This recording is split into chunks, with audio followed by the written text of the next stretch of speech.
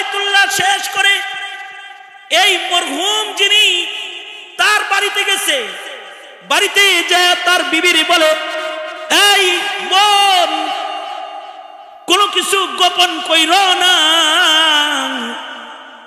তোমার স্বামীকে লইয়া হজ্জে বাইতুল্লাহতে যাচ্ছিলাম, রাস্তায় তিনি মারা গেছে, কিন্তু তার কবরের এই হালত আমরা দেখে ভীত। বোন রে, তুমি কি তোমার স্বামীর কোনো দোষ জানো নাকি? মহিলাটা বলে, আরে এরকম তো হবেই, বহু বুঝাইছি স্বামীরে জুলুম কইর না, নিজের বাণিজ্যিক পার্টনারকে নিজের হাতে হত্যা করে কোটি টাকার মালিক হয়ে পার্টনারের মেরে দেওয়া টাকা দিয়া হজে যাইতাছে, ওর কবরে আযাব হইব না, কার কবরে আযাব হইব? জালালউদ্দিন সুয়ুতি বলে, বুঝার জন্য তোমরা মৌতের ইন্তজার করো, মৃত্যু তোমাদের ধরবে, আর তোমরা আখিরাত বুঝবে, তোমরা কবর বুঝবে, তোমরা হাসর বুঝবে। আর এক বাণিজ্যিক কাফেলা রওনা করেছে হজ্জে বাইতুল্লাহতে যাওয়ার জন্য। সেম কাহিনী ঘটেছে, একজনের ইন্তেকাল হয়েছে। ইমাম বাইহাকি রাহমাতুল্লাহ আলাইহি শুআবুল ঈমানের ভিতরে এনেছেন, ইমাম বাইহাকি শুআবুল ঈমানের ভিতরে আনছেন, বাণিজ্যিক কাফেলা হজে যাইতেছে, হজে যাওয়ার পথে রাস্তার ভিতরে এক হাজির ইন্তেকাল হয়ে গেছে। এই হাজী সাহেবকে কবর দেওয়ার জন্য সঙ্গী হাজিরা কবর খনন করেছে, এক জায়গায় কবর খনন করেছে, আর সেখান থেকে একটা সাপ বেরিয়েছে।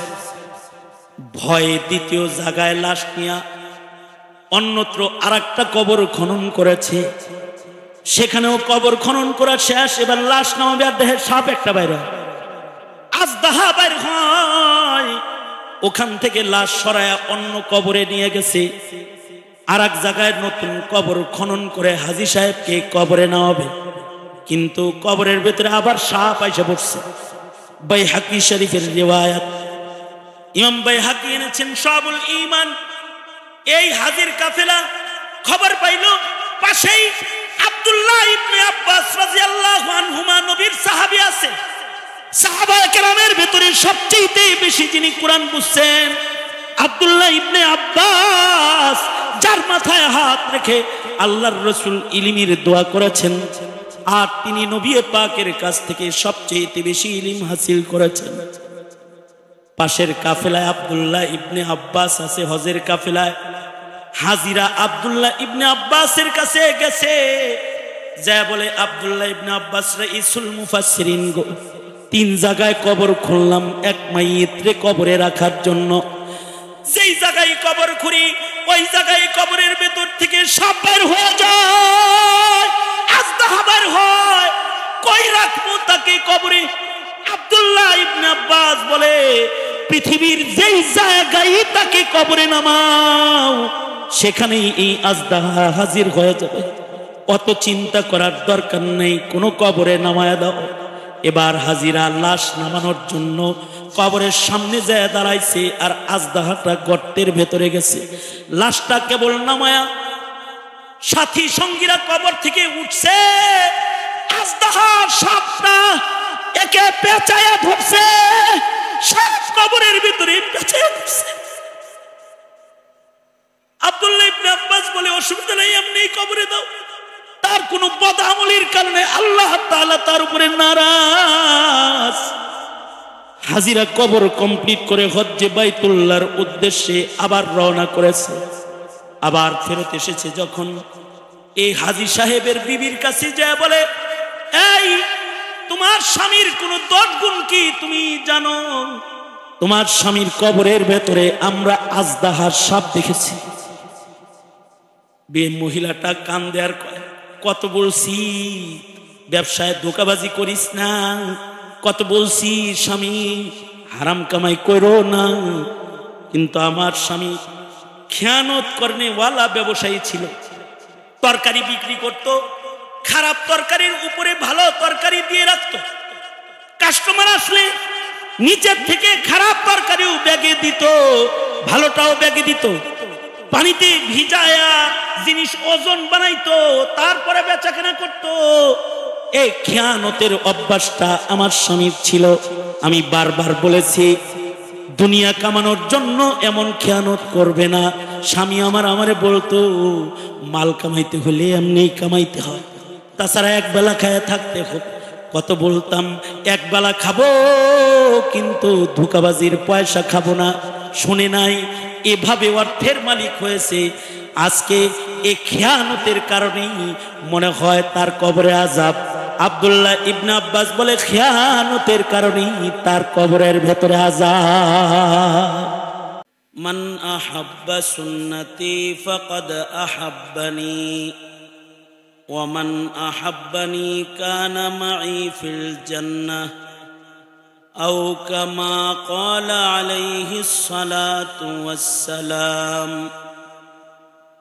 আল্লাহুম্মা সাল্লি আলা মুহাম্মাদিন ওয়া আলা আলি মুহাম্মাদ কামা সাল্লাইতা আলা ইব্রাহিম ওয়া আলা আলি ইব্রাহিম ইন্নাকা হামিদুম মাজিদ। আল্লাহুম্মা বারিক আলা মুহাম্মাদিন ওয়া আলা আলি মুহাম্মাদ কামা বারাকতা আলা ইব্রাহিম ওয়া আলা আলি ইব্রাহিম ইন্নাকা হামিদুম মাজিদ। আলহামদুলিল্লাহ, বাইতুল মাহমুদ জামে মসজিদের উদ্যোগে আয়োজিত 3 দিনব্যাপী মহতী তাফসীরুল কুরআন মাহফিলের আজকের প্রথম রজনী মুহতারাম সভাপতি, উপস্থিত হযরত বুজুর্গ উলামায়ে কেরাম, সম্মুখপানে সমবেত দিন প্রিয়, ইসলাম প্রিয়, দিনদার ইমানদার মুমিন মুসলমান ভাইয়েরা, পর্দার আড়াল থেকে আলোচনায় শামিল মা বোনেরা, বিশ্বজগতের মালিক, বিশ্ব প্রতিপালকের বিশ্ব দরবারে কালিমাত শকর যে মহান রব্বুল আলামিন অত্যন্ত দয়া পরবর্ষে করুণার আবরণে ঢেকে জালিসুর রহমান বেহেশতের টুকরা বাগান জান্নাতের এই বাগবাগিচার মধ্যে আল্লাহ তাআলা আমাদেরকে আসার বসার তৌফিক দান করেছেন। এজন্য মালিকের দরবারে শুকরগুজার হই, কালিমাত শকর পড়ি, শুকরিয়া আদায় করি, জবান খুলে ভক্তি ভরে সমস্বরে আওয়াজ করে সকলে মিলে বলুন আলহামদুলিল্লাহ।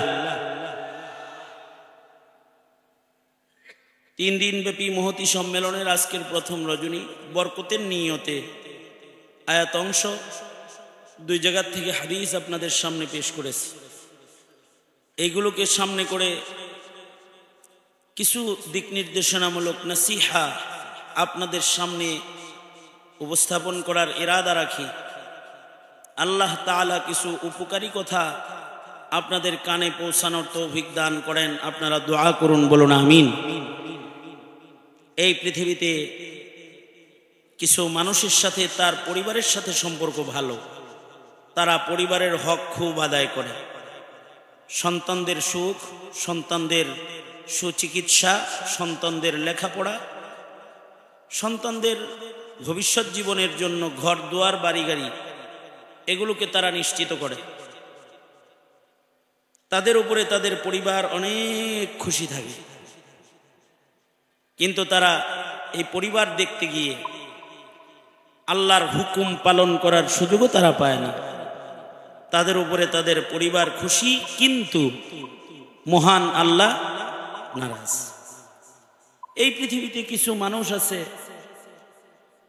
যারা দল করে, রাজনীতি করে, তাদের উপরে তাদের দল খুশি, তাদের লিডার তাদের উপরে খুশি, কারণ তারা লিডার এবং দলের প্রচুর সময় ব্যয় করে হক আদায় করে।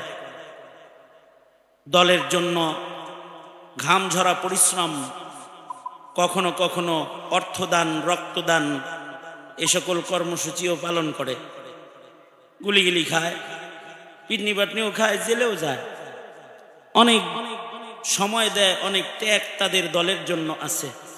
দিনের জন্য ত্যাগ নাই, আল্লাহর জন্যও তাদের কোনো ত্যাগ নাই। তাদের উপরে তাদের দল খুশি থাকে, তাদের নেতা খুশি থাকে। এই পৃথিবীতে কিছু মানুষ আছে যারা ভিনদেশি দাদা প্রভুদেরকে খুশি করে, তাদের উপরে ওই দাদারা খুশি থাকে। পৃথিবীর কোথাও জায়গা না পেলেও দাদাদের আঁচলের নিচে তারা জায়গা পায়। কিন্তু এই পৃথিবীতে কিছু মানুষ আছে যাদের উপরে আসমানের মালিক মহান আল্লাহ খুশি। কিছু মানুষ আছে তাদের উপরে সৃষ্টিকর্তা, সৃষ্টি করনেওয়ালা, খালিক, মালিক আল্লাহ তাদের উপরে খুশি। কিছু মানুষ আছে তাদের উপরে কে খুশি? জোরে বলেন। আল্লাহ খুশি কিছু মানুষের উপর। আল্লাহ যাদের উপরে খুশি তাদের জন্য আল্লাহ তাআলা জান্নাত সাজিয়ে রেখেছেন, জান্নাতে তাদের জায়গা দান করবেন। আর আল্লাহ যাদের উপরে নারাজ তাদের জন্য দোজকের আগুন, নরক জ্বালিয়ে রেখেছেন। এটার ইন্ধন হিসেবে তাদেরকে দোজকের লাকড়ি হিসেবে ঢুকায়া দিবেন। তারাও হবে মানুষ, দুনিয়াতে মানুষ ছিল, কিন্তু এই মানুষগুলো আল্লাহকে নারাজ করেছে, আল্লাহকে বিলকুল নারাজ করেছে। ন্যূনতম আল্লাহ পাকের সন্তুষ্টি তারা তালাশ করে নাই, তাদেরকে দোজকের আগুনে নিক্ষিপ্ত হইতে হবে। আর যারা আল্লাহকে খুশি করেছে, খুশি করেনেওয়ালারা আল্লাহ পাকের জান্নাতে যাবে। খুশিটা দুই প্রকার আছে। কিছু সন্তানের উপরে পিতামাতা বেশি খুশি থাকে, আর কিছু সন্তানের উপরে সন্তান যেহেতু এ কারণে ঘরের থেকে ধাক্কা দিয়ে বাইর করে দিতে পারে না, গণনা করে কিন্তু সন্তুষ্ট না। মুমিনদের ভেতরে কিছু মুমিনকে তাদের ওয়াহদানিয়তের বিশ্বাস আর কালিমা বিশ্বাসের কারণে আল্লাহ তাআলা বান্দা হিসেবে তাদেরকেও গণনা করে, কিন্তু আল্লাহ তাআলা তাদের উপরে খুশি না। ওই অবাধ্য সন্তানের মতন যারা পিতামাতার ঔরসে জন্মেছে, ঘরে বসবাস করে, কিন্তু মা বাবার ফরমা বরদার গোলাম তারা না, সন্তান তারা না, মা বাবার হুকুম মানে না। এ কারণে পিতামাতা তাদের উপরে সন্তান হিসেবে গণনা করলেও মা বাবা তাদের অসন্তুষ্টিকে কোনো না কোনোভাবে প্রকাশ করে। এই পৃথিবীতে কিছু মুমিনও এমন আছে যাদের আল্লাহ তাআলা ঈমানের কারণে আল্লাহর বান্দা ও গোলাম হিসেবে তাদের গণনা করে, কারণ তাদের কালিমা আছে, ঈমান তো আছে। এ কারণে তাদেরও বান্দা হিসেবে গণে, বাট তাদের উপরে মহান আল্লাহ কিনা খুশি না। বুঝেন নাই? কিনা জোরে বলেন। খুশি না আল্লাহ তাআলা। তাদেরকেও আল্লাহ তাআলা দোজকে দিবেন, তবে ঈমান থাকার কারণে তাদের দোজকটা চিরস্থায়ী দোজক না, তাদের দোজকটা হবে দোজকের প্রথম অংশের, যে জাহান্নামের প্রথম অংশ, যেখানে মুমিনে আসি গুনাহগার বান্দাকে আল্লাহ তাআলা তার গুনাহের ময়লা আবর্জনা সাফ করার জন্য, তাজকিয়াতান, তাকে পুত পবিত্র করার জন্য আল্লাহ তাআলা একটি সাজা দোজকের ভেতরে বান্দাকে দান করবেন। সেই দোজকে তাদের আল্লাহ তাআলা ফেলবেন, মগার ঈমানের কারণে। মা বাপ যেমন সন্তানে হওয়ার কারণে ভালোবাসায় পড়ে অপরাধী সন্তানকেও ঘরে তুলে আনে, তাড়ায় দেয়, আবার খুঁজে মুজ্জা লয়ে আহে। কিসের লেগা? মোহাব্বতের কারণে। সন্তান যে তা আল্লাহ তাআলা তাড়িয়ে দিবেন বটে, দোজকে ফেলবেন তাদের, কিন্তু আল্লাহ তাআলা তাদের ঈমানের কারণে তাদেরকে আল্লাহ তাআলা খুঁজে মুজ্জা আবার জান্নাতে ঢুকাইবেন। তবে বড় জান্নাত দিবেন না, তাদেরকে ছোট জান্নাত দিবেন, ফেরদাউস দিবেন না, আরো নিচের জান্নাত দিবেন। কিন্তু যাকে সর্বনিম্ন জান্নাতটাও দিবেন, আল্লাহর রাসূল আমাদেরকে খবর দিয়েছেন আল্লাহ পাকের সেই দানটা কত বড় হবে বান্দার জন্য। আল্লাহর রাসূল বলেন সর্বনিম্ন মুমিনের জান্নাত হবে এই পৃথিবীর 10 পৃথিবীর সমান। কিন্তু এইটা পাওয়ার জন্য, আল্লাহ পাকের এই জান্নাতে যাওয়ার জন্য কিছু না থাকলেও তার ঈমান লাগবে। কি লাগবে? জোরে বলেন। জোরে বলেন কি লাগবে? ঈমান লাগবে। কিন্তু যদি সে তার ঈমানকে ইহুদ নাসারার কাছে বেচে থাকে তাইলে সে নিচের দিকে চলে যাবে। কারণ দোজখের 7 স্তর, এর প্রথম স্তরে থাকবে গুনাহগার মুমিন, আর 2 নম্বর আর 3 নম্বর স্তরে থাকবে ইহুদ নাসারা। চতুর্থ নম্বর দোজখের 4 নম্বর স্তরে থাকবে সাবেঈ, সূর্য পূজারী, তারকা পূজারী, চন্দ্র পূজারী। আর দোজখের 5ম স্তরে থাকবে মাজুসি, অগ্নি পূজক যারা, তারা যার কুফুর যত জঘন্য তার দোজখ তত কঠিন। যার ভেতরে কুফুর যত বেশি, যার আকীদাতান এবং আমালান তানাজ্জুলি যত বেশি, আকীদাগত এবং আমলীভাবে অধপতন যাদের যত বেশি, তার দোজখ তত বেশি নিকৃষ্ট দোজখ হবে। যেমন মাজুসি অগ্নিপূজকদেরকে আল্লাহ তাআলা দোজখের 5ম স্তরে রাখবেন। 5ম স্তর, 5ম স্তরটা কঠিন, এক জাহান্নাম, সেখানে রাখবেন। কারণ তাদের ঈমানের এবং আমলের নিকৃষ্ট হালাত বড় জঘন্য। ঈমান আমলের নিকৃষ্ট হালাত, তাদের আকীদাগত ভ্রষ্টতাও নিম্নমানের, তাদের গুনাহের জঘন্য অবস্থাও বড় নিম্নমানের, যা বলারও উপায় নাই, এত নিম্নমানের। উদাহরণস্বরূপ আমি আপনাদেরকে একটি কথা শুধু মাজুসীদের আকীদাত থেকে শোনাই। সেটা হলো অগ্নি পূজারী যারা, আগুন পূজারী যারা, তারা মা আর সন্তানের মাঝে বিবাহ সম্পর্ক স্থাপনকারী। নাউজুবিল্লাহ, আরো আস্তে করে বলেন নাউজুবিল্লাহ।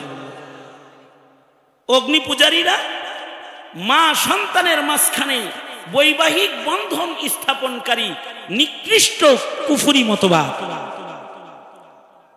ওদের ধর্মে নিয়ম হল, স্বামী স্ত্রী যদি বিয়ে হয়, স্বামী স্ত্রী বিয়ে হওয়ার পরে পয়লা সন্তান যদি মেয়ে হয় তাহলে বিবাহটা টিকা যায়।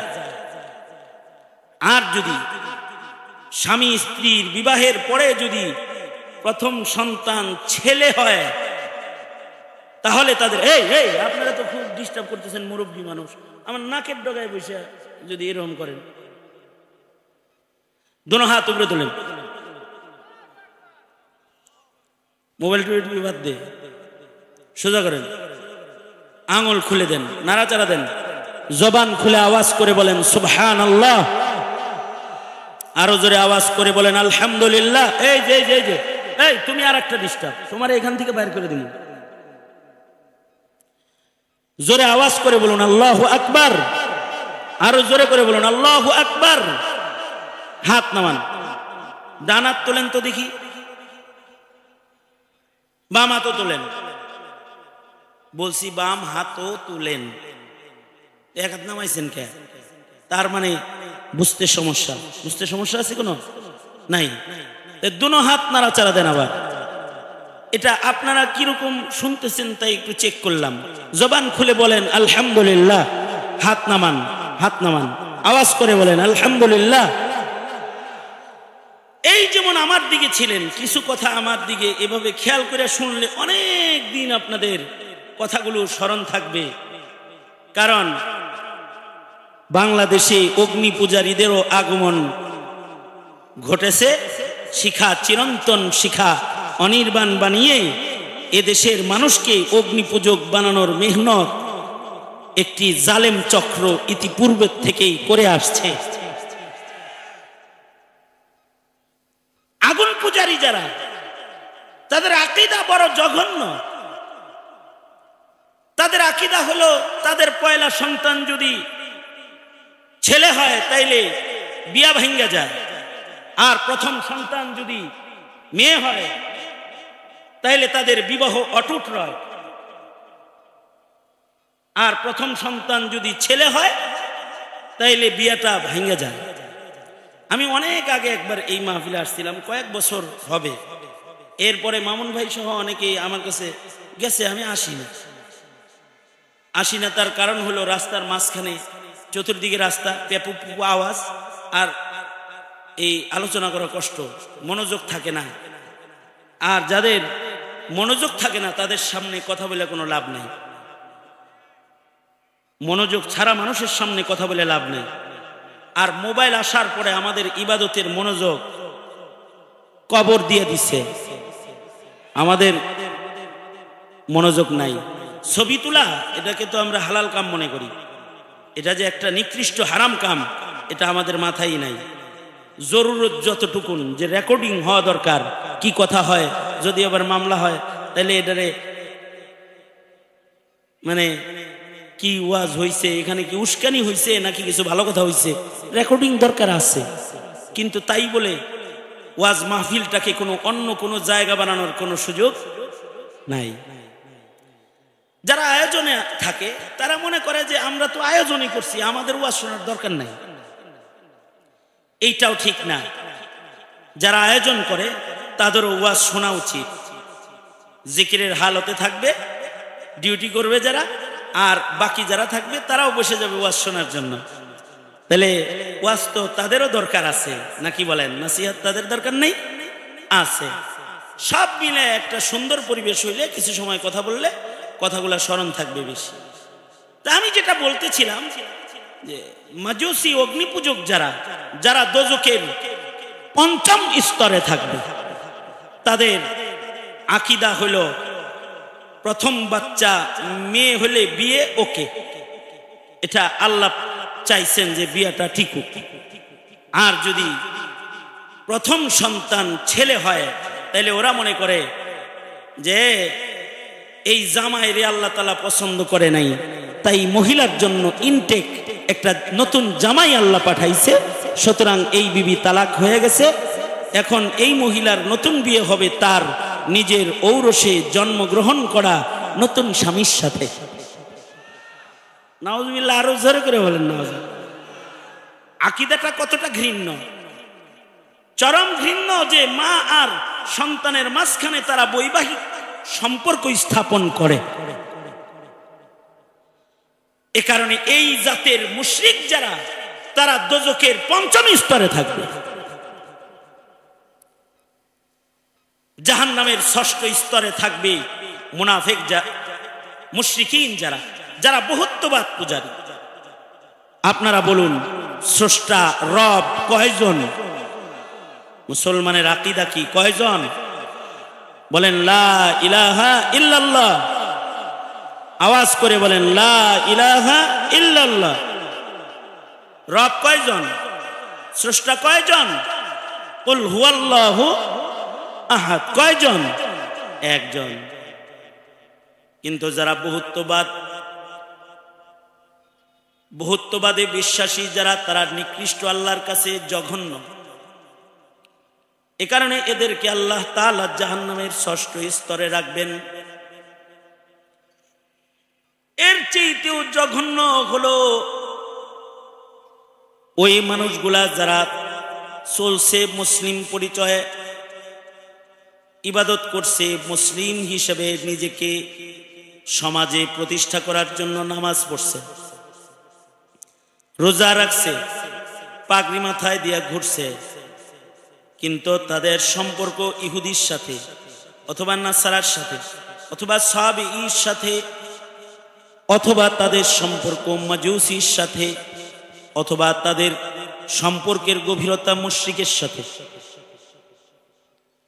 মুসলমানের সাথে ইবাদত করে কিন্তু জ্যাব মিটিং করে ইহুদির সাথে, মদিনার ইহুদির সাথে মিটিং করে। তো ওদের ব্যাপারে আল্লাহ তাআলা এত অসন্তুষ্ট হয়েছেন যে সূরা মুনাফিকুন নাজিল করেছেন। অর্থাৎ ওদের ভেতরে একটা, বাইরে আরেকটা।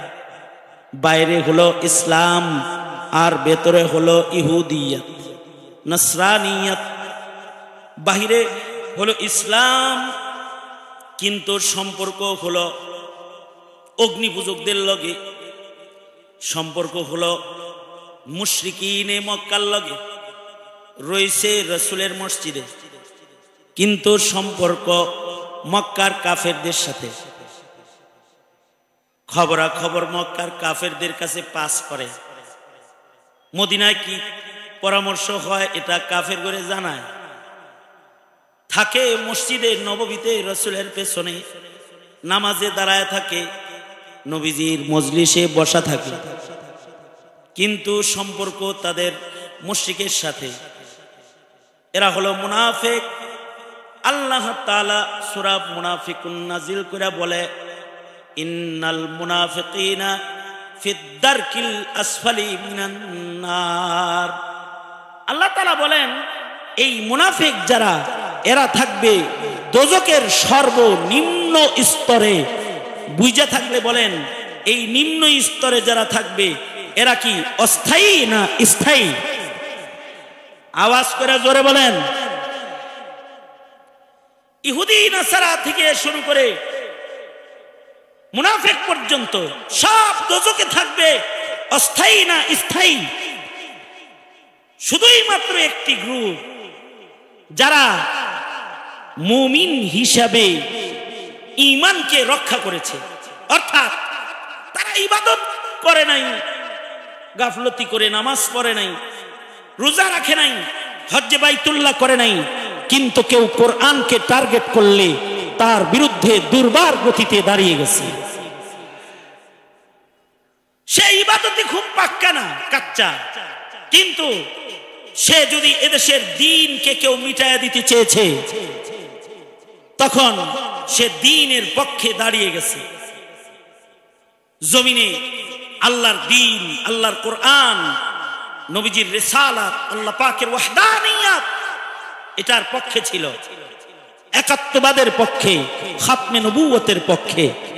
ঈমান আছে, ঈমান আছে, ইবাদত করে না, কিন্তু কাদিয়ানীদেরকে কাফের হিসেবেই জানে। আওয়াজ করে বলেন, কাদিয়ানী কি মুসলমান না কাফের? জোরে বলেন। সে কিন্তু নামাজ পড়ে না, কিন্তু কাদিয়ানীকে কি হিসাবে জানে? যারা আল্লাহর রাসূলকে গালি দেয়, যারা ইসলামকে কটাক্ষ করে কথা কয়, তাদেরকে সে ইমানদার হিসেবে চিনে না, তাদের নাস্তিক হিসেবে চিনে। কথা বলেন ঠিক না বেঠিক? জোরে বলেন। ইবাদত কম, কিন্তু সে কাদিয়ানিও চিনে। কারা? খ্রিস্টানদের এজেন্ট, তাদেরকেও চিনে। খ্রিস্টানদের এজেন্টের কাছে তার ঈমান বর্গা দেয় না। যেমন কয়েকদিন আগে লালমনিরহাটে গেছি, ওখানে ৫,০০০-এর মতো মুসলমান খ্রিস্টান হয়েছে। কিসের আশায়? চাউল, ডাল, আটা, তেল, লবণ। মাসে মাসে প্যাকেজ পাবে, ৫ কেজি চাল, ৩ কেজি আটা, ২ কেজি ডাল, ১ কেজি তেল, একটু লবণ। অথবা এর টাকা পাইব মিশনারির কাছ থেকে, প্রতি মাসে পায়। তার কাছে চালের দাম, আটার দাম আছে, ইমানের দাম নাই। কারণ সে ইমান কি জিনিসটা এটা বুঝেই না। মুসলমানের ঘরে জন্মাইছে, কিন্তু বেঈমান হয়ে কবরে যেতেছে।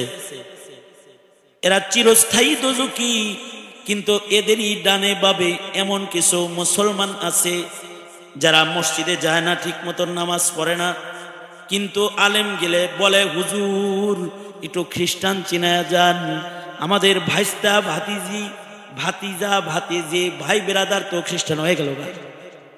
তার মানে ইমানের বুঝ তার আছে। আমল নাই কিন্তু তার ইমান আছে।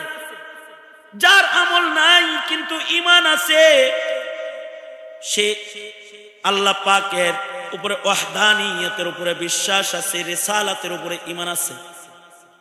এই মানুষগুলা যদি এই ইমানটা লয়া কোন রকম কবরেও যায়, তাহলে আল্লাহ তাআলা অসন্তুষ্ট বটে, দোজকে তাদের ফেলবেন বটে, কিন্তু দোজকের ভেতরে তাদের রাখবেন না। কোনো না কোনো ভাবে মা বাপ যেমন অবাধ্য সন্তানরেও এক সময় অন্ধকারে ডাক দিয়া সকলের চোখের আড়াল কইরা তাকে যেমন খানা খাওয়ায় দেয়, আল্লাহ তাআলা সকলের চক্ষু আড়াল করে এ সকল বান্দাদেরকেও ক্ষমা করবে। এ কারণেই আল্লাহ পাকের একটা নাম হলো সত্তার। আল্লাহর একটা নাম কি? জোরে বলেন, আওয়াজ করে বলেন, সত্তার। ইয়া সত্তার, আল্লাহ পাকের নাম, এটা একটা জিকির। ইয়া সত্তার, ও সত্তারুল উয়ুব, গুনাহকে ঢেকে দেনে ওয়ালা মালিক।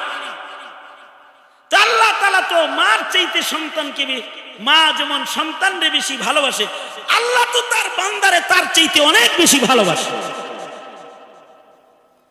এ কারণে যদি সে ঈমান নিয়ে কবরে যায়, হাসরের মাঠে আল্লাহ তাআলা তারই ঈমানদার বান্দাটাকে, হাদিসে আছে আল্লাহ ঈমানদার বান্দাকে ডাকবে, এই আমার কাছে। কিসের কারণে ডাকবে? ঈমানের কারণে ডাকবে। বান্দা তো ঈমানের কারণে আল্লাহ তাআলা তাকে ডাক দিবে। আশ্চর্য বর্ণনা হাদিসের।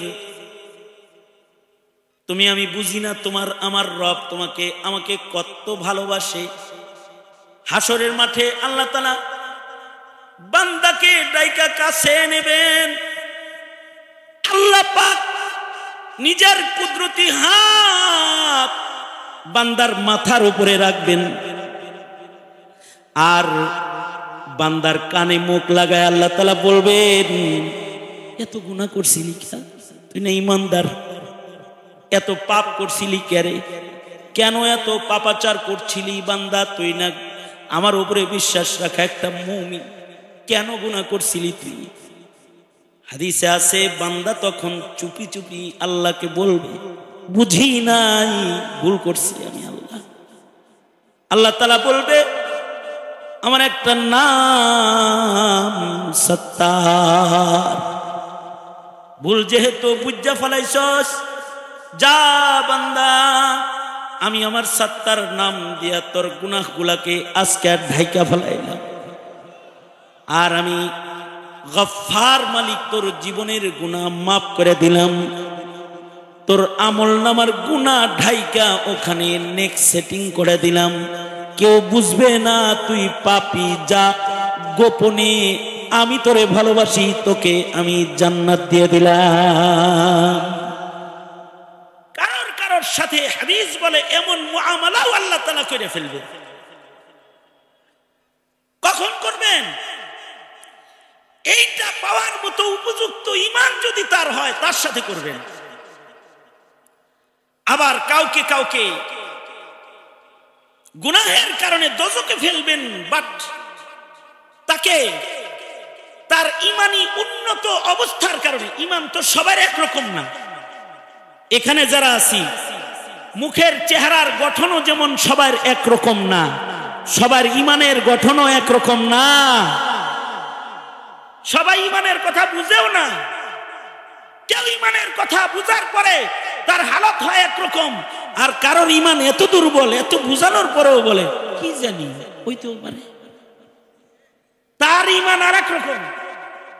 সবার চেহারার গঠন যেমন এক না, সবার নাক যেমন একরকম চুকানা, সবার কানের শক্তি যেমন এক না, সবার চোখের পাওয়ার যেমন এক না, ঈমানের পাওয়ারও সবার এক না। তো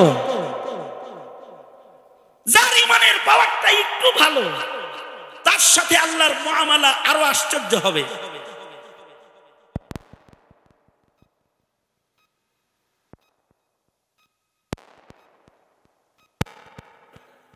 দুইজন চিল্লাবে দোজখের এক কোণায়।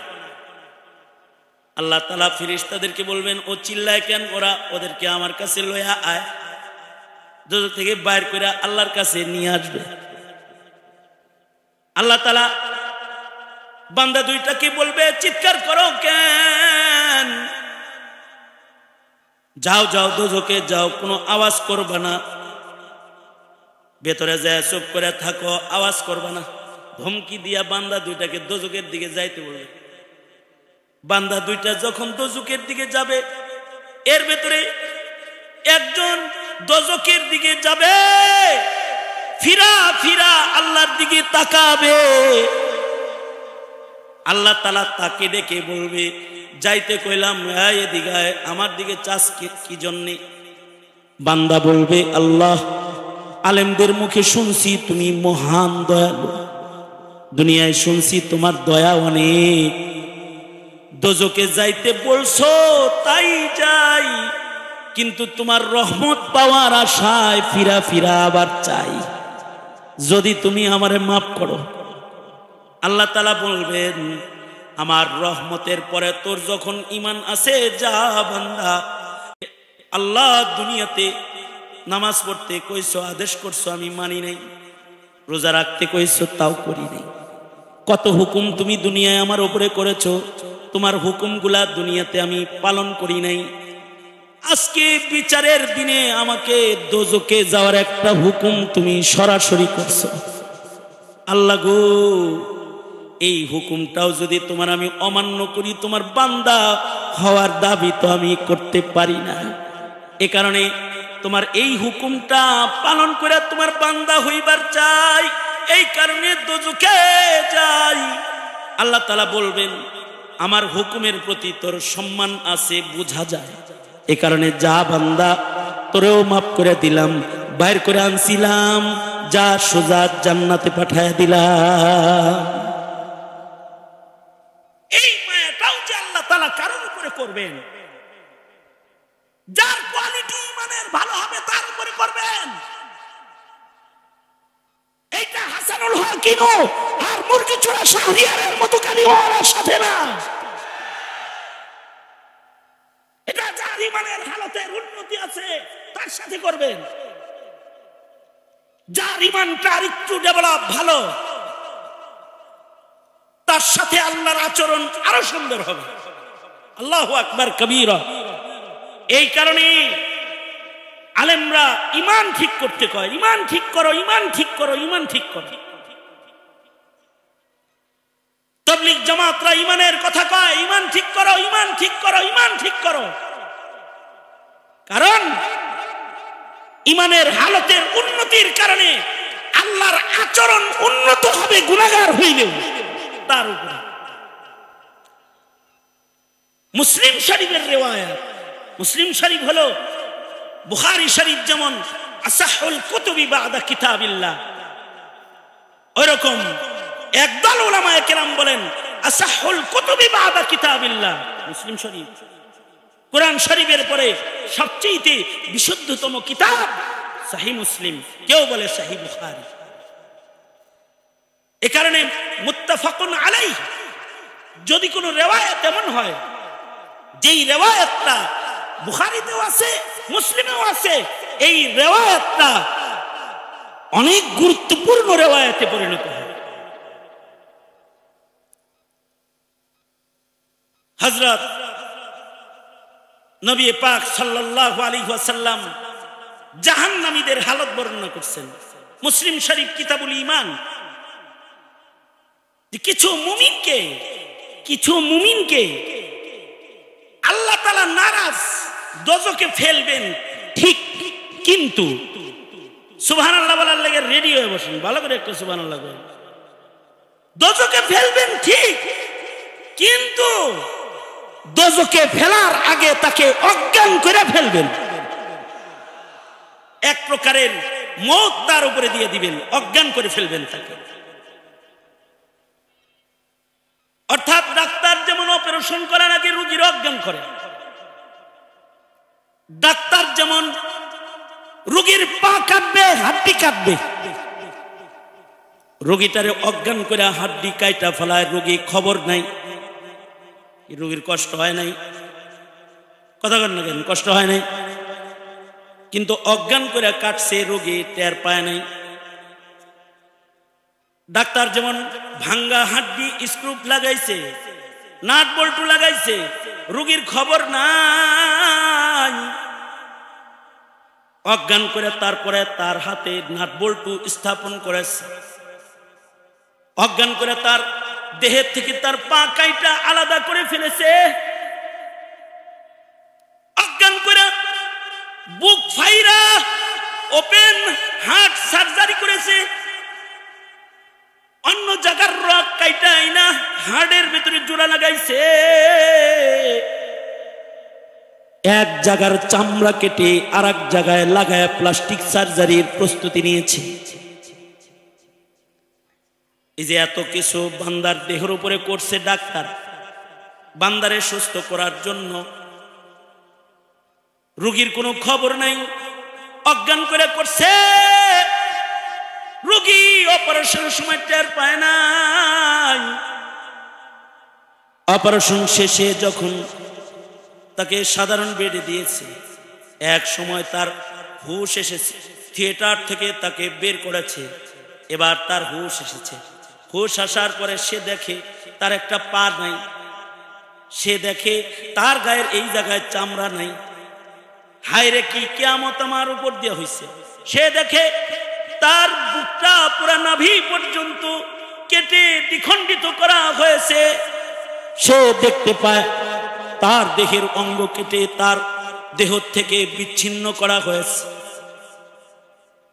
কিন্তু যখন বিচ্ছিন্ন করেছে তখন তার কোনো খবর নাই, কারণ তাকে অজ্ঞান করা হয়েছে।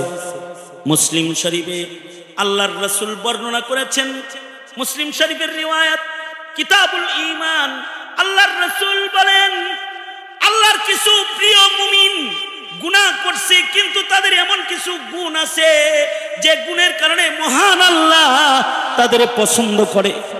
এবার তাদের দোজকের আগুনে ফেলবে, গুনাহ থেকে তাদেরকে পাক করার জন্য বটে, কিন্তু মহান আল্লাহ তাদের অজ্ঞান করে দোজকে ফেলবে। বান্দার উপরে জাহান্নামের আযাব হয়ে যাবে, কিন্তু বান্দাটা টের পাবে না। বান্দাকে যখন দোজকের থিয়েটার থেকে তাকে যখন বের করবে, তাজকিয়াতান, যেই দোজকে তাকে ফেলা হয়েছে এখান থেকে যখন তাকে বের করবে পবিত্র কইরা, গুনার ময়লা গুলো আগুন দিয়ে পুইরা সাফ কইরা যখন আল্লাহ তাআলা বের করবে, বান্দা তখন দেখবে তার দেহে চামড়া নাই, তার চোখ পুড়ে গেছে, তার হাত নাই, তার অঙ্গ প্রত্যঙ্গ কালা হয়ে গেছে। আগুনে পুরা মানুষের দেহ যেমন বিভৎস, এরকম বিভৎস হয়ে গেছে। আল্লাহ তাআলা বলবে, বান্দা গুনাহ করছিলি, এর লেগে দোজকের আগুনে তোরে পুড়াইছি, কিন্তু তোর যেহেতু ঈমান আছে তাই এবার তোরে বাইর করছি। এবার আল্লাহ তাআলা বান্দাকে নহরে হায়াতের পানির দ্বারায় বান্দাকে গোসল করাবে। যখন গোসলটা দিবে, বান্দার দেহের কালা চামড়াগুলা শুভ্র সাদা জান্নাতি যুবক যুবতীর চামড়ায় রূপান্তরিত হবে। আল্লাহু আকবার কাবীরা। আল্লাহ তাআলা তাকে জান্নাতের সাজে সাজায়া বলবে, গুনাহ করছিলি তাই দোজকে ফেলছিলাম, কিন্তু ঈমানটা যেহেতু নষ্ট করস নাই, ঈমান যেহেতু কবরে লই আইছ, যা বান্দা আমার জান্নাত তোকেও আমি দিয়ে দিলাম। এর জন্য দরকার ঈমান। এ কারণে আমরা অভিভাবকদেরকে বলি, সন্তানকে বাড়ি করে দেন, গাড়ি করে দেন, শিক্ষিত বানান, সাথে সাথে তাকে ঈমানদার বানান। কথা বলেন, আওয়াজ করে জোরে বলেন, জোরে বলেন। মুসলিম ঘরের নাস্তিক তাকে বানাবেন না, মুসলিম ঘরের ভিনদেশী তাবেদার গোলাম তাকে বানাইবেন না, তাকে ঈমানদার বানান। ঈমানদার, তাহলে সে তার ঈমানের বদলায় একদিন না একদিন আল্লাহর ভালোবাসা পেয়ে আল্লাহর জান্নাতে প্রবেশ করবে। কিন্তু এখন প্রশ্ন হলো, দোজখের আগুনে কি আমাদের পুরার মতো ক্ষমতা আছে? জোরে আওয়াজ করে বলেন, আছে? ইন্নাহা সাআত মুস্তাকাররা ওয়া মুকামা। দোজখে তো যাওয়ার মতো শক্তি সামর্থ্য আমাদের নাই। দোজখে এক মুহূর্ত থাকার মতো শারীরিক শক্তি আমাদের নাই। মোমবাতির ভেতরে ছোট্ট আগুনে নিজের দেহ জ্বালানোর মতো শক্তিও আমাদের নাই। তাইলে দোজখের ভয়ঙ্কর আগুনে আমরা কিভাবে নিজেদেরকে জ্বালাইবার প্রস্তুতি নিতে পারি? না। তাহলে দোজখের আগুন থেকে যেন মুক্ত হয়ে বিনা হিসাব জান্নাতে যাওয়া যায়, এটার কি কি প্রসেস আছে এটাও একটু আলোচনায় আসা দরকার। বিনা হিসাব জান্নাতে যাওয়ার বেশি না, আমি 3 থেকে 4টি পদ্ধতির আলোচনা আজকে আপনাদের সামনে করার ইরাদা অল্প টাইমে। তার ভেতরে একটা প্রসেস হলো ইমানের পাশাপাশি নেকির কাজে অভ্যস্ত গোলামের খাতায় নিজের নাম লেখায়া দেওয়া। যেমন আপনাদের যেমন ঈমান আছে, আপনাদের নেকিরও চাহিদা আছে, তাই ওয়াজ মাহফিলে এসেছেন।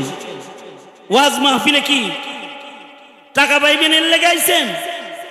বুঝা থাকলে জোরে করে বলেন কি লেগে আইছেন? নেকির লেগে আইছেন। এখানে আসলে দুটি কথা শুনলে, আল্লাহর নাম বললে, একটু আল্লাহর নাম নিলে আল্লাহ নেক দিবেন। শুধু নেক দিবেন না, গুনাহ মাফ করবেন। সুবহানাল্লাহ, জোরে আওয়াজ করে বলেন।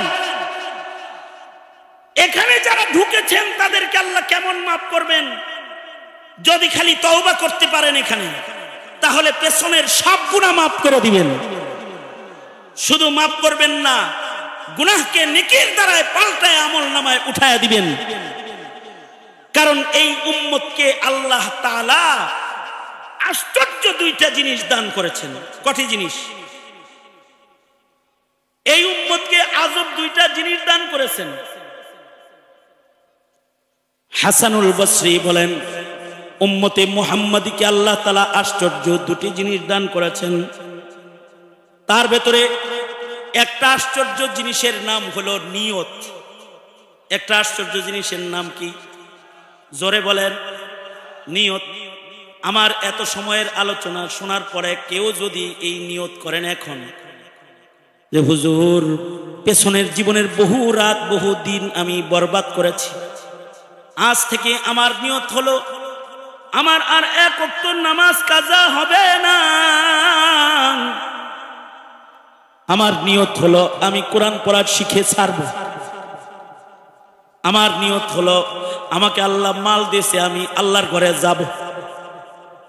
কেউ যদি এরকম নিয়ত করেন, শুধু নেক আমলের নিয়ত, এটা এত দামি এক দৌলতের নাম, শুধুই মাত্র এখানে বসে নিয়ত করবেন। নিয়ত এত পাওয়ারফুল এক জিনিসের নাম। নিয়ত করার সাথে সাথে আল্লাহ তাআলা আপনাকে নামাজের সওয়াব দিয়ে দিবে, নামাজের সওয়াব দান করবে। হজের নিয়ত করবেন, হজের সওয়াব দান করবে। আপনি নিয়ত করছেন তাকবীরে উলার নামাজ পড়বেন, তো তাকবীরে উলার সওয়াব দিবে। আপনি নিয়ত করবেন যে আমি শরীয়তের উপরে চলবো ইস্তেকামতের সাথে, 60 বছরও যদি বাঁচি, 40 বছরও যদি বাঁচি, 40 বছরের ভিতরে আমি আমার রবের নাফরমানি একবারও আর করব না। যদি এমন কোন নিয়ত কেউ এখানে বসে করতে পারো, তোমাদের জন্য একটা খুশখবরি দিচ্ছি নায়েবে নবী হিসেবে। আজকে এই নিয়ত করার পরে আজকে রাত্রি যদি তোমার মরণও হইয়া যায়, আজকের রজনী যদি তোমার শেষ রজনী হয়ে যায়, আল্লাহ তাআলা তোমার আমল নামার ভেতরে ওই যে 40 বছরের ইবাদতের নিয়ত করেছিলে এটা জমা করে দিবে। ওই যে হজ্জে বাইতুল্লাহর নিয়ত করেছিলে হজের সওয়াব জমা করে দিবে। সুবহানাল্লাহর ওয়াস্তে করে বলেন সুবহানাল্লাহ। ওই যে নিয়ত করছিলা তাকবীরে উলার নামাজ পড়বে, মহান আল্লাহ তোমাকে তাকবীরে উলার নামাজ দান করবে। ইবাদতের নিয়ত করার সাথে সাথে বান্দাকে, আল্লাহ তো রহমান, আল্লাহ তো দয়ালু, যে বান্দা ইবাদতের নিয়ত করে তাকেও আল্লাহ তাআলা 1 পর্ব সওয়াব নিয়তের সাথে সাথে দান করে। যখন বান্দাটা ইবাদত সম্পন্ন করে, বান্দাকে আল্লাহ তাআলা কমপক্ষে 10 গুণ সওয়াব বান্দাকে দান করে।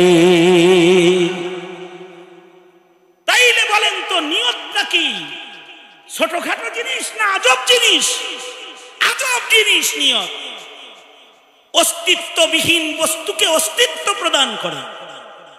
আপনি জীবনে হজ করেন নাই, কিন্তু আজকে নিয়ত করছেন করবেন, কালকে আপনি এজেন্সি তালাশ করবেন টাকা জমা দেওয়ার লেগা, রাত্রে মরছেন, কিন্তু আপনি হাজির দপ্তরে না।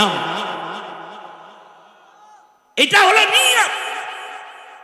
এ কারণে নেক কাজের আলোচনা যখন হয়, তখন নেক কাজের নিয়ত করলেও এক পর্ব সব জমা হয়। আল্লাহু আকবার জোরে করে বলেন। কিন্তু আল্লাহ দয়ালু, গুনার নিয়ত করলে গুনাহ লেখেন, কারণ বান্দাকে আল্লাহ তাআলা ভালোবাসে, তাই মাসিয়াতের নিয়ত করলে মাসিয়াত লেখে না।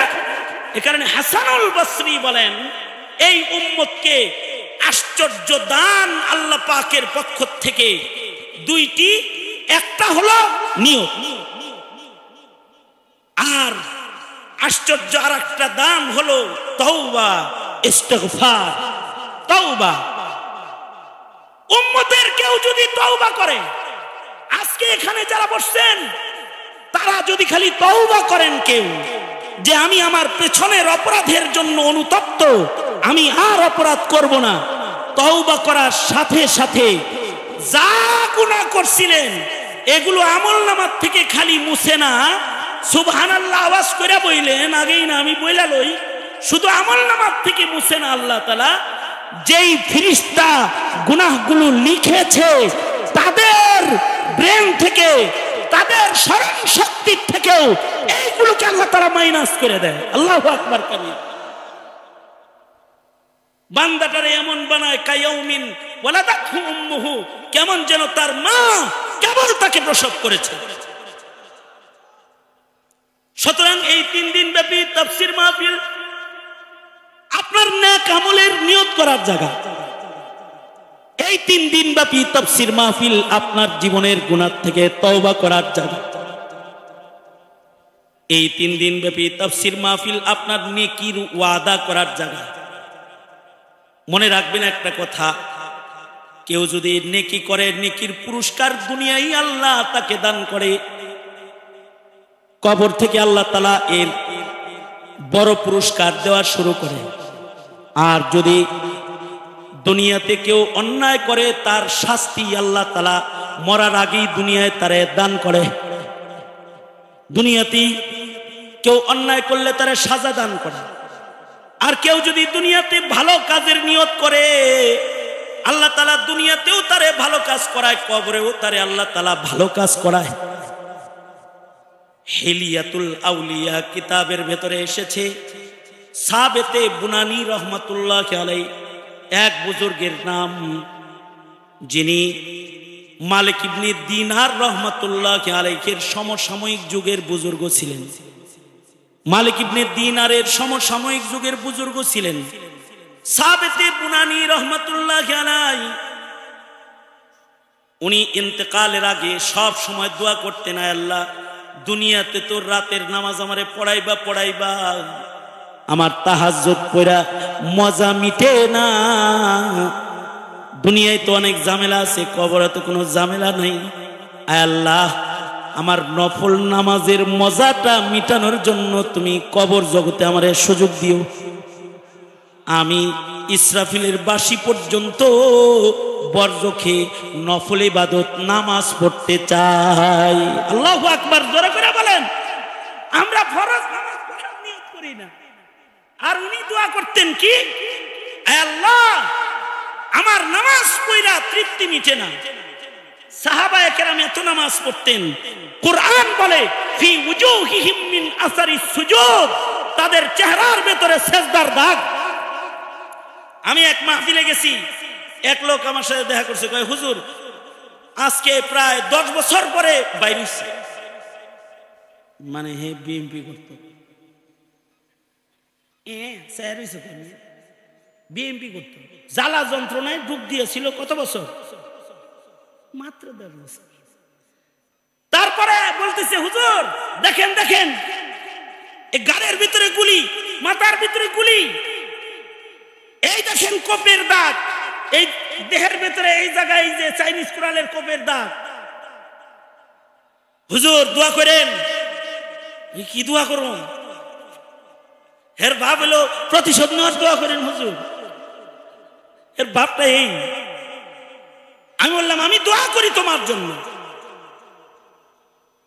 নোংরা রাজনীতির গুলির দাগ তোর মাথায় আর ঘরে আছে, আর নোংরা রাজনীতির চাইনিজ কুড়ালের কপের দাগ তোর দেহে আছে। আমি নায়েবে নবী হিসাবে গণনা হওয়ার কারণে তোর জন্য দোয়া করছি, আল্লাহ যেন এই দাগগুলো নয়, আল্লাহ যেন তোকে ইবাদতের দাগ তোর দেহে দান করে। আমি দোয়া করলাম। আমার কথা শোনার পরে তার মাথা নিচু হয়ে গেছে। হুজুর বুঝি নাই, ভুল হয়ে গেছে। আমি হ্যাঁ, এই কথাটা আল্লাহর কাছে অনেক প্রিয়, বলো ভুল হয়ে গেছে। কিছু ইবাদতের দাগ দেখলাও তো, সিজদার দাগ, ফি উজুহিহিম মিন আসারিস সুজুদ। নামাজ পড়েছো, ইবাদত করেছো, ইবাদতের দাগ তোমার কপালে আছে, ওগুলো লও কপালে। তুমি যত ইবাদত করবে, ইবাদতের নিশানা তোমার দেহে ভাসতে থাকবে। গাঁজা খাইলে দেহ দেখলেও বোঝা যায় গাঁজাখোর। কি কথা বলেন না কেন? আওয়াজ করে জোরে বলেন না কেন? মদ খাইলে দেহ দেখলে বোঝা যায় খোর। ইবাদত করলে দেহ দেখলে বোঝা যায় ইবাদত গুজার। ইবাদতের পুরস্কার যেমন দুনিয়াতে আছে ইজ্জত, কবরেও আছে, হাসরেও আছে। আশ্চর্য, যারা শুধু নামাজ পড়ছে 5 বেলা, আর 5 বেলা তারা ওযু করেছে, সহিহ হাদিস, আল্লাহর রাসূল তাদের ওযুর অঙ্গের চমক দেখে তাদেরকে আগে আগে শাফাআত করে দোজখে তাদের পড়তে দিবেন না, শাফাআত করে নবীজি কাউসার পিলায়ে তাদের আগে আগে জান্নাতে প্রবেশ করাবেন। আল্লাহু আকবার, জোরে করে বলো। তাইলে ইবাদত করার দরকার আছে না নাই? একবারে বলো, আছে না নাই? তুমি আমি তো দুনিয়া ইবাদত করার নিয়ত করি না, কিন্তু সাবেতে বুনানি রহমতুল্লাহি আলাইহি উনি দোয়া করে, ওগো আল্লাহ, নামাজ পড়া তৃষ্ণা মিটে নাই, কবরে নামাজ পড়ায়। হিলিয়াতুল আউলিয়াতে এসেছে, ওনার মৃত্যু হওয়ার পরে কিছুদিন পরে ওনার কবর ভেঙে গেছে। বৃষ্টিতে পানির ঢলে কবরের একটা ইট খুলে গেছে, কাঁচা ইটের কবর, একটা ইট পড়ে গেছে নিচে, আর কবরটা খোলা হয়ে গেছে। জমানার আলেমরা যায় কবরের পারে যায় দাঁড়াইছে কবর ঠিক করার জন্য। যখন ছিদ্র হইছে কবরটা মাটি দিয়ে ঠিক করবে, তো একটু তাকাইছে, তাকায় দেখি ঘরটা একটা জান্নাতের বাগান, আর কবরের ভেতরে সাবেতে বুনানি সেজদায় পড়ে রয়েছে। कदम सूए मरकद नजर सूए दुनिया, कदम सूए मरकद नजर सूए दुनिया, किधर जाना है और किधर देख रहा है, किधर जाना है और किधर देख रहा है।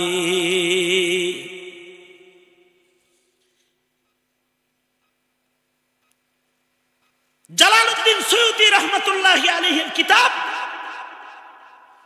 শারহুস সুদুর ফি আহওয়ালিল মাউতা ওয়াল কুবুর, জালালউদ্দিন সুয়ুতির কিতাব। তিনি ঘটনা এনেছেন, বাগদাদ থেকে একটি বাণিজ্যিক কাফেলা, ব্যবসায়িক কাফেলা, তারা হজ্জে বাইতুল্লাহতে যাইতেছে, হজে যাইতেছে। রাস্তায় হাজিদের দলের একজনের মৃত্যু হয়ে গেছে রাস্তার ভেতরে।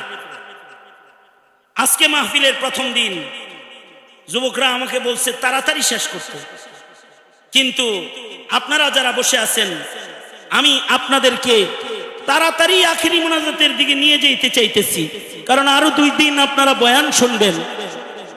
আমাকে কি আপনারা ধৈর্যের সাথে আর অল্প একটু সময় দিবেন আখিরি মুনাজাতের দিকে নেওয়ার জন্য? আমার সাথে আছেন আপনারা? কিছু সময় আরো আছেন? আকাম যারা করছো তওবা করো। এটা তো দুনিয়া, দুনিয়া সামনে আছে হইল মরণ, আজরাইলের থাবা সামনে আছে। বৈষম্য বিরোধী ছাত্র আন্দোলনের ছাত্রের থাবা ওঠে না, ওটা মালাকুল মউত আজরাইলের থাবা আছে, একটা আজরাইলের থাবা। আজরাইলের থাবা তোমার জন্য অপেক্ষায় আছো, তুমি আজরাইল তোমাকে ধরবে। শোনো, তুমি আমার বক্তব্য শুনে যাও, দিল দিয়ে একটু শোনো। একজন তো সাহাবেতে বুনানি, সে দোয়া করতে চায় আল্লাহ কবরেও আমি নামাজ পড়তে চাই, এটা হলো একটা। কিন্তু জালালউদ্দিন সুয়ুতি লেখে হজের কাফেলা বাগদাদ থেকে মক্কার দিকে যাইতেছে,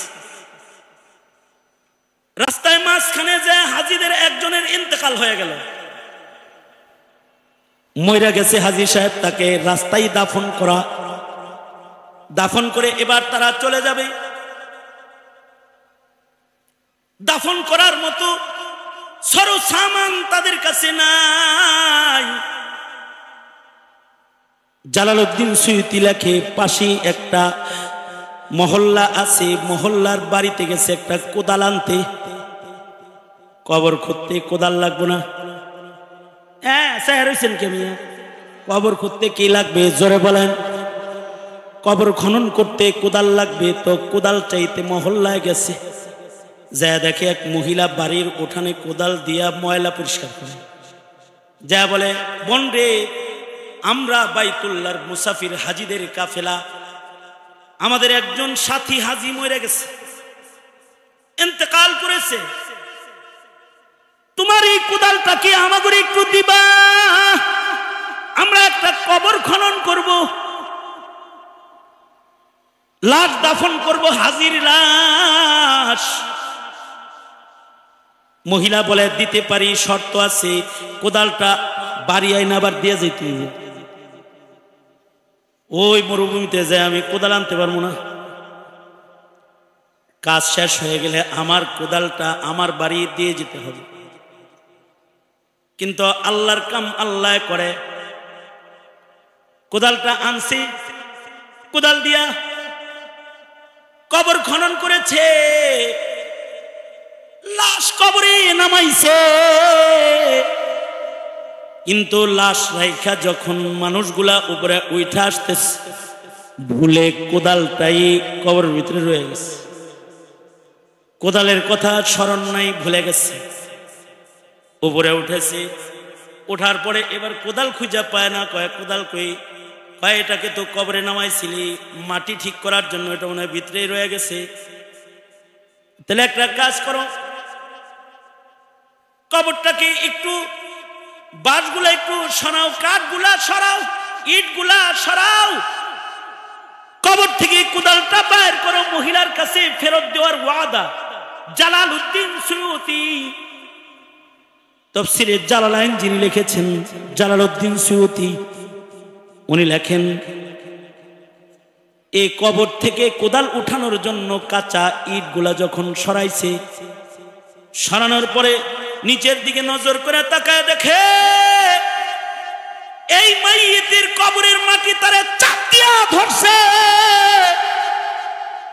আর এই কোদালের সাথে তার হাত কারা যেন আগুনের রশি দিয়ে বাঁধা রাখছে। আযাব হইতেছে দেখে ভয়ে তাড়াতাড়ি বাঁশ ছেড়ে দিয়ে দূরে গিয়ে দাঁড়ায়ছে হাজী সাহেবরা।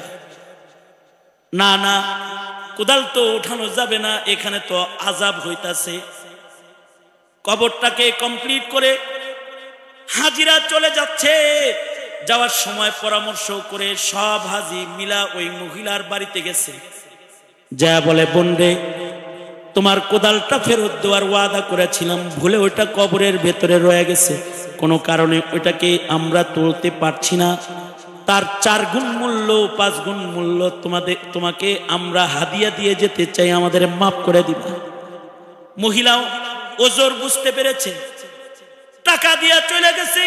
হাজিরা হজ্জে বাইতুল্লাহ শেষ করে এই মরহুম যিনি তার বাড়িতে গেছে, বাড়িতে যায় তার বিবিরে বলে, এই বোন, কোনো কিছু গোপন কইরো না।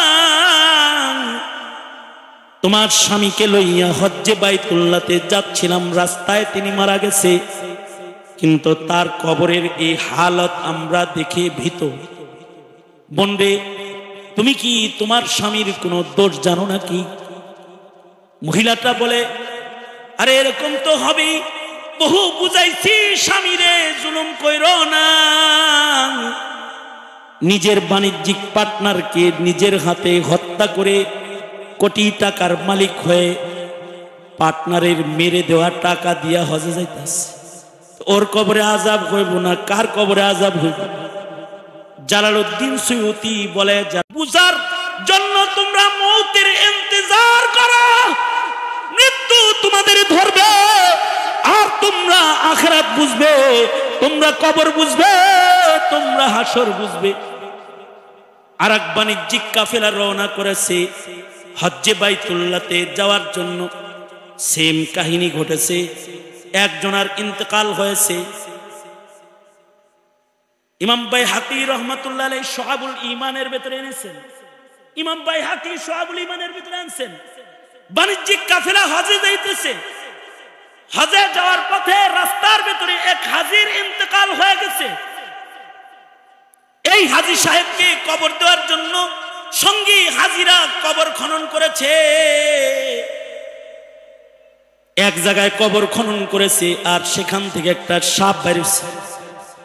ভয়ে দ্বিতীয় জায়গায় লাশ নিয়ে অন্যত্র আরেকটা কবর খনন করেছে, সেখানেও কবর খনন করা শেষ। এবার লাশ নামাবে, আর দেহে সাপ একটা বাইরে, আজদাহা বাইর হয়। ওখান থেকে লাশ সরায়া অন্য কবরে নিয়ে গেছে। আর এক জায়গায় নতুন কবর খনন করে হাজী সাহেবকে কবরে নামাবে, কিন্তু কবরের ভেতরে আবার সাপ আইসা পড়ছে। বাইহাকি শরীফের রিওয়ায়াত, ইমাম বাইহাকি এনেছেন শুআবুল ঈমান। এই হাজির কাফেলা খবর পাইল পাশেই আব্দুল্লাহ ইবনে আব্বাস রাদিয়াল্লাহু আনহুমা নবীর সাহাবী আছে। সাহাবায়ে কেরামের ভিতরে সবচেয়ে বেশি যিনি কোরআন বুঝছেন আব্দুল্লাহ ইবনে আব্বাস, যার মাথায় হাত রেখে আল্লাহর রাসূল ইলমের দোয়া করেছেন, আর তিনি নবী পাকের কাছ থেকে সবচেয়ে বেশি ইলম হাসিল করেছেন। পাশের কাফেলায় আব্দুল্লাহ ইবনে আব্বাস আছে, হজের কাফেলায় হাজিরা আব্দুল্লাহ ইবনে আব্বাসের কাছে গেছে, যা বলে, আব্দুল্লাহ ইবনে আব্বাস রাইসুল মুফাসসিরিন গো, 3 জায়গায় কবর খুললাম এক মাইয়িতরে কবরে রাখার জন্য। যেই জায়গায় কবর খুঁড়ি ওই জায়গায় কবরের ভেতর থেকে সাপ বের হয়ে যায়, আজদাহা বের হয়, কই রাখবো তাকে কবরে? আব্দুল্লাহ ইবনে আব্বাস বলে, পৃথিবীর যেই জায়গায় তাকে কবরে নামাও, সেখানেই এই আজদাহা হাজির হয়ে যাবে, অত চিন্তা করার দরকার নেই, কোনো কবরে নামায়া দাও। এবার হাজিরা লাশ নামানোর জন্য কবরের সামনে যায় দাঁড়াইছে, আর আজদাহাটা গর্তের ভেতরে গেছে। লাশটা কেবল নামায়া সাথী সঙ্গীরা কবর থেকে উঠছে, আজদাহার সাপটা একে পেঁচায়া ধরছে, সাপ কবরের ভিতরে পেঁচায়া ধরছে। আব্দুল্লাহ ইবনে আব্বাস বলে, অসুবিধা নেই, এমনি কবরে দাও। তার কোন বদআমলির কারণে আল্লাহ তাআলা তার উপরে নারাজ। হাজিরা কবর কমপ্লিট করে হজ্জে বাইতুল্লাহর উদ্দেশ্যে আবার রওনা করেছে। আবার ফেরত এসেছে যখন, এই হাজী সাহেবের বিবির কাছে যায় বলে, এই তোমার স্বামীর কোন দোষ গুণ কি তুমি জানো? তোমার স্বামীর কবরের ভেতরে আমরা আজদাহার সাপ দেখেছি। মহিলাটা কান্দে আর কয়, কত বলছি ব্যবসায় ধোঁকাবাজি করিস না, কত বলছি স্বামী হারাম কামাই করো না, কিন্তু আমার স্বামী খেয়ানত করনে ওয়ালা ব্যবসায়ী ছিল। তরকারি বিক্রি করত, খারাপ তরকারির উপরে ভালো তরকারি দিয়ে রাখতো। কাস্টমার আসলে নিচের থেকে খারাপ তরকারিও ব্যাগে দিত, ভালোটাও ব্যাগে দিত। পানিতে ভিজায়া জিনিস ওজন বানাইতো, তারপরে বেচাকেনা করতো। এই খেয়ানতের অভ্যাসটা আমার স্বামীর ছিল। আমি বারবার বলেছি, দুনিয়া কামানোর জন্য এমন খেয়ানত করবে না, স্বামী আমারে বলতো মাল কামাইতে হলে এমনি কামাইতে হয়, তাছাড়া একবেলা খায় থাকতে হবে। কত বলতাম একবেলা খাবো কিন্তু ধোঁকাবাজির পয়সা খাবো না, শুনে নাই। এভাবে অর্থের মালিক হয়েছে। আজকে এই খেয়ানতের কারণেই মনে হয় তার কবরে আযাব। আব্দুল্লাহ ইবনে আব্বাস বলে খেয়ানতের কারণেই তার কবরের ভেতরে আযাব। দুনিয়া যারা চিনো, যারা দুনিয়ার সলসাতুরি করে, দুনিয়ার প্রসাদ আর দুনিয়ার অট্টালিকাকে নিজের আসল সামান মনে করো, যারা রাজনীতি করতে করতে পৃথিবীর ভোগ বিলাস আর রাজত্বের চেয়ারকেই শান্তি আর সম্মানের চেয়ার মনে করে আখিরাতকে ভুলে যারা নেকাত ছেড়ে দিয়েছো, তাদের খাসারা দুনিয়াতেও আছে, কবরেও আছে, হাসরে আযাব তোমার অপেক্ষা করছে। আর যদি দুনিয়াতে কেউ ইবাদত করো, কারোর কাছে যদি নামাজ ভাল লাগে, কারোর কাছে যদি তাকবীরে উলার নামাজ ভাল লাগে, কেউ যদি রাত জেগে কোরআন পড়া ভালো লাগে কারোর, যেমন সাহাবায়ে কেরাম সারা রাত নামাজ পড়েছে। হযরত ওসমান ইবনে আফফান 2 রাকাত নামাজে কোরআন খতম করেছে। ইমামে আজম আবু হানিফা 2 রাকাত নামাজে কোরআন খতম করেছে। তামিমে দারি 2 রাকাত নামাজে কোরআন খতম করেছে। সাহাবায়ে কেরাম কেউ কেউ সারা বছর নফল রোজা রাখছে, সারা বছর তারা নফল রোজা রেখেছে। আব্দুল্লাহ ইবনে আমর ইবনুল আস রোজার হালতে তিনি মারা গেছে। কেন? ইন্নাল্লাহা ইউহিব্বুল মুহসিনিন, আল্লাহ তাআলা নেককার বান্দাকে পছন্দ করে। যারা নেককার বান্দা তাদেরকে আল্লাহ তাআলা দোজখের আগুনে ফেলবে। আল্লাহু আকবার বলেন, আর জোরে আওয়াজ করে বলেন আল্লাহু আকবার। যারা ইবাদত করে তাগরে আল্লাহ দোজখের ধারে কাছেও নিবে না। তারা দুনিয়াতেই দামি হয়ে যায়, তাহাজ্জুদের নামাজ পড়ে, তাকবীরে উলার নামাজ পড়ে। তাকবীরে উলার নামাজ পড়তেন সাঈদ ইবনে মুসাইয়িব। সুদীর্ঘ 40 বছর পর্যন্ত তাকবীরে উলার সাথে তিনি নামাজ পড়েছেন। শুধুই মাত্র তাকবীরে উলার নামাজ নয়, লাগাতার 40 বছর তিনি আজানের আগে মসজিদে প্রবেশ করেছেন। আল্লাহু আকবার জোরে বলেন। ওনাকে জিজ্ঞেস করা হয়েছে আজানের আগে মসজিদে ঢুকেন কেন? উনি কাঁদতেন আর বলতেন, আল্লাহর ঘরে ডাইকা না লাগলে যদি আবার আসামি হয়ে যায়, এ কারণে আজান শুরু হওয়ার আগে মসজিদে ঢুকা যায়। এদের জীবন কেটে যায়, তোমারও জীবন কেটে যাবে, কিন্তু তারা জান্নাতে চলে যাবে, তুমি দোজখের ঘরে ঢুকে যাবে। যদি কথাগুলো বুঝে এসে থাকে তাহলে এখন হলো কাজ তওবা। কেউ যদি তওবা করে তার পেছনের সব গুনাহ মাফ করে কে? জোরে আওয়াজ করে বলো। আর সামনের জিন্দেগি হবে সুন্নতি জিন্দেগি, ঠিক কিনা? জোরে বলেন, আওয়াজ করে জোরে বলেন। সুন্নতি জিন্দেগি কোনটা? পাগড়ি পরা, দাড়ি রাখা, টুপি পরা, পাঞ্জাবি পরা, এইটা খালি, এটা মুনাফিকেরও ছিল। সুন্নতি জিন্দেগি হলো দরদওয়ালা জিন্দেগি, রহমওয়ালা জিন্দেগি, পরের উপরে ইহসানওয়ালা জিন্দেগি, ধৈর্যের জিন্দেগি, ক্ষমার জিন্দেগি। ক্ষমার জিন্দেগি। পাগড়ি মাথায় দিয়ে ঘুরো আর প্রকাশ্যে দিবালোকে মানুষ মারো, তুমি নবীওয়ালা কাজ করো না, তুমি জুলুম করো, অত্যাচার করো, জালেম কোথাকার, তুমি জুলুম করো। তুমি পাগড়ি পরে ঘুরো, লম্বা জামা গায়ে দিয়ে ঘোরাফেরা করো আর রাজপথে মানুষ হত্যা করো, এটা নবীওয়ালা কাজ না, এটা ইবলিসের এজেন্ডা তুমি বাস্তবায়ন করছো। হ্যাঁ, ইবলিসের এজেন্ডা তুমি বাস্তবায়ন করছো। শান্তি শৃঙ্খলার বাংলাদেশকে তুমি এক ধ্বংস রাজ্যে পরিণত করার চক্রান্তে মেতে আছো, ঠিক কিনা? জোরে আওয়াজ করে বলেন, আরো জোরে আওয়াজ করে বলেন, ঠিক না? ঠিক জোরে বলেন। আদর্শিক সুন্নত আছে। নবীজির আদর্শ হলো ক্ষমা করে দাও, নবীজির আদর্শ হলো ধৈর্য ধরো, নবীজির আদর্শ হলো আল্লাহর জমিনে আল্লাহর খেলাফাকে কায়েম করো, এটা নবীর আদর্শ। সুতরাং তুমি নবীর আদর্শ বুঝো না, যে নবীর আদর্শ বুঝে না ফাকাদ আবা, সে ইসলাম অস্বীকার করে। জোরে বলেন, চিল্লায় জোরে আওয়াজ করে বলেন। সুতরাং হে যুবক, তোমার মুমিন হিসেবে তোমার প্রজন্মকে ইমানদার বানাইতে, তোমার শিক্ষা সিলেবাসকে মুসলমানের সিলেবাস বানাইতে, তোমার দেশের সংবিধানকে ইসলামের সংবিধান বানাইতে, নাস্তিক মুরতাদের রাজকে তছনছ করে ঈমান আর ইসলাম আর শান্তির রাজ করতে তোমার মতো মানুষকে যদি বারবার জীবন দিতে হয়, তুমি বারবার জীবন দিবে। আল্লাহর জমিনে নাস্তিক মুরতাদ কাফেরের হুকুমত তুমি সহ্য করবে না। এটাই আল্লাহর পছন্দ, এটাও নবীর সুন্নাহ। সুতরাং এ জাতি দিনের পথে চলতে ঐক্যবদ্ধভাবে সামনে বিজয়ের নিশান উড়াতে, দেশ রক্ষার্থে, ইসলাম রক্ষার্থে, স্বাধীনতা রক্ষার্থে, ইজতিমা রক্ষা করতে, কাকরাইল রক্ষা করতে, ইসলামের দেশে ইসলামের কাজ দাওয়াত ও তাবলীগ রক্ষা করতে, খাতমে নবুয়তকে রক্ষা করতে যদি উলামায়ে দ্বীন আপনাদেরকে ডাক দেয়, তাহলে নবীর সুন্নতের ডাক হিসাবে নায়েবে নবীদের পাশে দাঁড়াইতে সব সময় সদা প্রস্তুত থাকবেন তো ইনশাআল্লাহ।